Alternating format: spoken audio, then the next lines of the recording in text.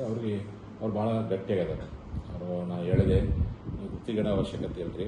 ಮನುಷ್ಯನಿಗೆ ಸಹಜವಾಗಿ ಪ್ರಾಮಾಣಿಕವಾಗಿ ಕೆಲಸ ಮಾಡಿದಂಥವ್ರು, ಭ್ರಷ್ಟಾಚಾರ ರಹಿತವಾಗಿ ಕೆಲಸ ಮಾಡಿದಂಥವ್ರು, ಸತ್ಯದ ಪರವಾಗಿ ಮಾತನಾಡುವಂಥವ್ರು, ಅನಿಷ್ಟವಾಗಿ ಮಾತಾಡುವಂಥವ್ರಿಗೆ ಏನಪ್ಪ ಅಸತ್ಯವಂತರಿಗೆ ಕಾಲಿದೆಯಲ್ಲ, ಸತ್ಯವಂತರ ಕಾಲಂತ ಮನಸ್ಸಿನ ಹೋಗೋದು ಸಹಜ. ಆದರೆ ಗೌಡ್ರು ಇದು ಮೊದಲನೇ ಬಾರಿ ಅಲ್ಲಿದೆ ಇಂತು 2-3 ಸಾರಿ ಇಂಥದ್ದು ಆಗಿದೆ. ಹಿಂದೆ ನಮ್ಮ ಮೀಸಲಾತಿ ಹೋರಾಟ ಮಾಡುವಂಥ ಸಂದರ್ಭದಲ್ಲೇ ಉಚ್ಚಾಟನೆ ಮಾಡಲಿಕ್ಕೆ ಪ್ರಯತ್ನ ಪಟ್ಟರು. ನಮ್ಮ ಹೋರಾಟದ ಶಕ್ತಿ ಇರೋ ಕಾರಣಕ್ಕೆ ಮತ್ತು ಬಸವನಗುಡಿ ಉತ್ತರ ಕರ್ನಾಟಕ ಮತ್ತು ಪಂಚಮಸಾಲಿ ಲಿಂಗಾಯತರು ಮತ್ತು ಮೇಲಾಗಿ ಹಿಂದೂ ಪರ ಸಂಘಟನೆಗಳು ಅವರು ಬೆಂಬಲವಾದ ಕಾರಣಕ್ಕೆ ಹೈಕಮಾಂಡ್ ಯಾವುದೇ ತೀರ್ಮಾನ ತೆಗೆದುಕೊಳ್ಳಿಲ್ಲ. ಆದರೆ ಏನು ನೇರವಾಗಿ ಈಗ ಹಿಂದೆ ನಮ್ಮ ಮೀಸಲಾತಿ ಹೋರಾಟವನ್ನು ಕಡೆಗಣಿಸುವ ಪ್ರಯತ್ನ ಯಾರು ಮಾಡಿದ್ರು, ವಿಳಂಬ ಯಾರು ಮಾಡಿದ್ರು, ಅದೇ ವ್ಯಕ್ತಿಗಳು ಇವತ್ತು ಉಚ್ಚಾಟನೆಗೆ ಅವರ ನೇರ ಕೈವಾಡ. ಅದು ಬಿಟ್ಟರೆ ಮೇಲ್ನೋಟಕ್ಕೆ ಮಾಧ್ಯಮದಲ್ಲಿ ಗೊತ್ತಿರೋ ಸಂಗತಿ ಯಾರಂತ ಹೇಳೋದು ಗೊತ್ತಿತ್ತು. ಕಳೆದ 2-3 ತಿಂಗಳ ನಂತರ ನೇರ ಘರ್ಷಣೆ ನಡೆದಿತ್ತು. ಅದನ್ನು ಪಕ್ಷದ ವರಿಷ್ಠ ಅವರಿಬ್ಬರು ಕೂಡಿಸಿ ಸರಿಪಡಿಸೋ ಪ್ರಯತ್ನ ಮಾಡಬೇಕಾಗಿತ್ತು, ಹೊಂದಾಣಿಕೆ ಮಾಡಿ ಏನಾದ್ರು ಮಾಡಬೇಕಾಗಿತ್ತು. ಉಚ್ಚಾಟನೆ ಮಾಡುವಂಥ ಕೀಳು ಮಟ್ಟಕ್ಕೆ ಕೇಂದ್ರ ಬಿಜೆಪಿ ಶಿಸ್ತು ಪಾಲನಾ ಸಮಿತಿಯವರು ಕುತಂತ್ರಕ್ಕೆ ಒಳಪಟ್ಟು ಮಾಡಿದರೆ ಅಂತ ಅನಿಸುತ್ತೆ. ಇದು ಬಹುತೇಕ ಮೋದಿಯವರಿಗೂ ಮತ್ತು ಅಮಿತ್ ಶಾ ಗಮನಕ್ಕೆ ಬಂದಿದ್ರೆ ಅವರೇನು ಬಹುತೇಕ ತಡೆ ಹಿಡಿದಿದ್ದು ಕಾಣಿಸುತ್ತೆ. ಅವ್ರು ಯಾವುದಕ್ಕೂ ಗಮನಕ್ಕೆ ಬಾರದ ರೀತಿಯಲ್ಲಿ ಇವತ್ತು ಶಿಸ್ತು ಪಾಲನಾ ಸಮಿತಿಯವರು ಈ ರೀತಿಯಾಗಿರ್ತಕ್ಕಂಥ ಕೆಲಸ ಮಾಡಿದ್ದಾರೆ. ಅದಕ್ಕೋಸ್ಕರವಾಗಿ ಇದರಿಂದ ಪಕ್ಷಕ್ಕೆ ಭಾಳ ದೊಡ್ಡ ಹಿನ್ನಡೆ ಆಗುತ್ತೆ. ಆ ಪಕ್ಷಕ್ಕೆ ಯಾಕಂದರೆ ಬಿಜೆಪಿಗೆ ವೋಟ್ ಬ್ಯಾಂಕೇ ಲಿಂಗಾಯತ, ಅದರ ಪಂಚಮಸಾಲಿ ಸಮಾಜ ಮುಂದೆ ನಮ್ಮ ಜನ ಏನಕ್ಕಿತ್ತು, ಯಾವುದೋ ಒಂದು ಮಾತಿಗೆ ಮರಳ ವೋಟ್ ಹಾಕ್ಕೊಡ್ತಿದ್ರು. ಈ ಹೋರಾಟ ಶುರು ಮಾಡಿದ ಮೇಲೆ ನಮ್ಮ ಜನ ತೀರ್ಮಾನ ಮಾಡಿದ್ರು, ಯಾವ ಪಕ್ಷ ನಮ್ಮ ನಾಯಕರಿಗೆ ಗೌರವ ಕೊಡುತ್ತೋ, ಯಾವ ಪಕ್ಷ ಮೀಸಲಾತಿ ಹೋರಾಟಕ್ಕೆ ಬೆಂಬಲ ಕೊಡುತ್ತೋ ಅಂಥ ನಾಯಕರು ಅಂಥ ಪಕ್ಷವನ್ನು ಬೆಂಬಲಿಸಬೇಕಷ್ಟು ಮಟ್ಟಿಗೆ ನಮ್ಮ ಜನ ಜಾಗೃತಿಗೊಂಡೈತೆ.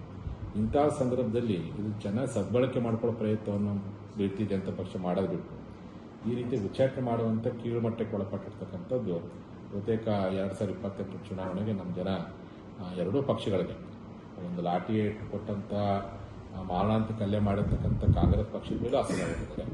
ಪಂಚಮಸಾಲಿ ನಾಯಕತ್ವವನ್ನು ಕಡೆಗಣಿಸಿರ್ತಕ್ಕಂಥ ಈ ಬಿಜೆಪಿ ಒಳಗಿರ್ತಕ್ಕಂಥ ಕೆಲವು ವ್ಯಕ್ತಿಗಳ ಮೇಲೆ ಅಸಮಾಧಾನಗೊಂಡು ಈ ಪಕ್ಷದ ಮೇಲೂ ಅಸಮಾಧಾನಗೊಂಡಿದೆ. ನಿಮ್ಮ ನೇತೃತ್ವದಲ್ಲಿ ಏನಾದರೂ ಒಂದು ಪಕ್ಷ ಸಂಘಟನೆ ಅಂತ ಮಾಡ್ತೀರಾ?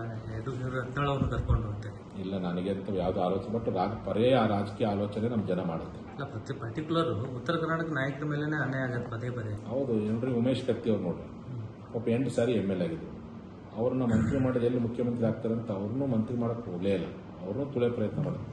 ಯಾರು ಲಕ್ಷ್ಮಣ ಸವದಿ ಆಗಿರಲಿ, ಉಮೇಶ್ ಕತ್ತಿ. ಒಟ್ಟಾರೆ ಉತ್ತರ ಕರ್ನಾಟಕದ ಪಂಚಮಸಾಲಿ ಒಟ್ಟು ಯಾವುದೇ ಲಿಂಗಾಯತ ನಾಯಕರು ಬೆಳೀತಾರಪ್ಪ ಒಟ್ಟು ತುಳಿಬೇಕು. ಕರ್ನಾಟಕದ ಲಿಂಗಾಯತ ನಾಯಕರು ಯಾರಪ್ಪ ಅಂದರೆ ಇವ್ರ ಕುಟುಂಬನೇ ಲಿಂಗಾಯತ ನಾಯಕತ್ವ ನೀವು ಬಿಂಬಿಸ್ಕೊಳ್ಬೇಕು ಅನ್ನೋ ಉದ್ದೇಶಕ್ಕೆ ತಂತ್ರ, ಪ್ರತಿತಂತ್ರ, ಕುತಂತ್ರ ಮುಖಾಂತರವಾಗಿ ಇವತ್ತು ನಮ್ಮ ಸಮುದಾಯದ ನಾಯಕಗಳನ್ನು ಅಡಿಗರಿಸೋ ಪ್ರಯತ್ನ ಮಾಡಿದರೆ ಅದು ಬಸವನಗೌಡರಂತೂ ಭಾಳ ಗಟ್ಟಿಯಾಗಿ ಹೇಳ್ತಾನೆ ಇದ್ರು, ನಾನು ಏನೂ ಮಾಡೋಕ್ಕಾಗಲ್ಲ ಅಂತೇಳಿ.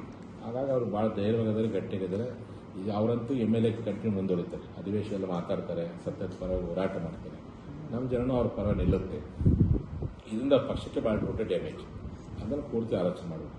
ಈ ಸಮಾಜದಲ್ಲಿ ಲಿಂಗಾಯತ ಮುಖಂಡರು ಅಂತ ಯಡಿಯೂರಪ್ಪನವ್ರನ್ನ ಇಷ್ಟಪಡಬೇಕು ಅಥವಾ ಯತ್ನಾಳ್ ಅವ್ರನ್ನ ಇಷ್ಟಪಡಬೇಕು? ನೋಡಿ, ಯಡಿಯೂರಪ್ಪರಿಗೆ ಒಂದು ಸಂದರ್ಭ ಇತ್ತು, ನಮ್ಮ ಜನ ಅವ್ರಿಗೆ ಆಶೀರ್ವಾದ ಮಾಡಿದ್ದಾರೆ, ಸಹಕಾರ ಕೊಟ್ಟರು, ಬೆಳೆಸ್ಯಾರ. ಮತ್ತೊಬ್ಬರು ಅವಕಾಶ ಕೊಡಬೇಕಿರುವಂಥದ್ದು ಜನರ ಅಪೇಕ್ಷೆ. ಉತ್ತರ ಕರ್ನಾಟಕದ ನಾಯಕರು, ಪಂಚಮಸಾಲಿ ನಾಯಕರು, ಲಿಂಗಾಯತ ನಾಯಕರು ಮತ್ತು ಆ ಪಕ್ಷ ಹೇಳುವಂಥ ಸಿದ್ಧಾಂತದ ನಾಯಕರು ಬಸವನಗೌಡರಿಗೆ ಅವಕಾಶ ಕೊಡಬೇಕಿರುವಂಥದ್ದು ಪ್ರತಿಯೊಬ್ಬರು ಜನರ ಮನಸ್ಸಿನಲ್ಲಿ. ಯಾವುದೇ ಸೋಷಿಯಲ್ ಮೀಡಿಯಾದಲ್ಲಿ ಜನಾಭಿಪ್ರಾಯ ಸಂಗ್ರಹ ಮಾಡಿ ಬಸವನಗೌಡ ನಾಯಕತ್ವವನ್ನೇ ಜನ ನಂಬಿದೆ ಪಕ್ಷಾತೀತವಾಗಿ.